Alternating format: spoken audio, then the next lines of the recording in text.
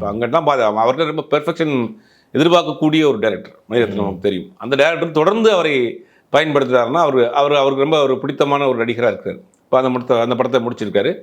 இனி ரெண்டாவது ஒரு இன்னிங்ஸ் அப்படின்னு ஒரு இதை நீங்கள் தொடங்கியிருக்கிறார் சிம்புவை பொறுத்த வரைக்கும். இனிமேல் சிம்பு மீது எந்த விதமான நெகட்டிவ் செய்திகளையும் வராத அளவுக்கு இனிமேல் இருக்கும். ஏன்னா அந்த அளவுக்கு ஒரு பக்குவப்பட்டார் வாழ்க்கையில். சிறு வயதில் எல்லாம் எல்லா உயரத்துக்கும் போய் அவங்க அப்பாவால் இன்ட்ரடியூஸ் பண்ணப்பட்டாலும் கூட அவர் பண்ண ஸ்ட்ரகிள் இருக்கு இல்லையா உள்ள, அது யார் எதிரி யார் நண்பனே தெரியாத அளவுக்கு நிறைய நண்பர்களை நம்பி ஏமாந்துருக்கிறாரு, நிறைய பேரை டைரக்டராக நம்பி ஏமாந்துருக்கிறாரு. அந்த மாதிரி நிறைய விஷயங்கள் வாழ்க்கையில் ஒவ்வொரு விஷயமா பட்டு தெரிந்து கொண்டவர். அதனால் இன்றைக்கி ஒரு 42 வயசு ஆச்சு அப்படிங்கும்போது இன்றைக்கி எல்லாம் தெரிஞ்சு ஒரு மோல்டாகி இன்றைக்கி பக்குவமாகி ஒரு நிற்கிறாரு. இன்றைக்கி அவர் தொடர்ந்து பயன்படுத்துறதுக்கு தயாரிப்பாளர் ரெடியாக இருக்காங்க.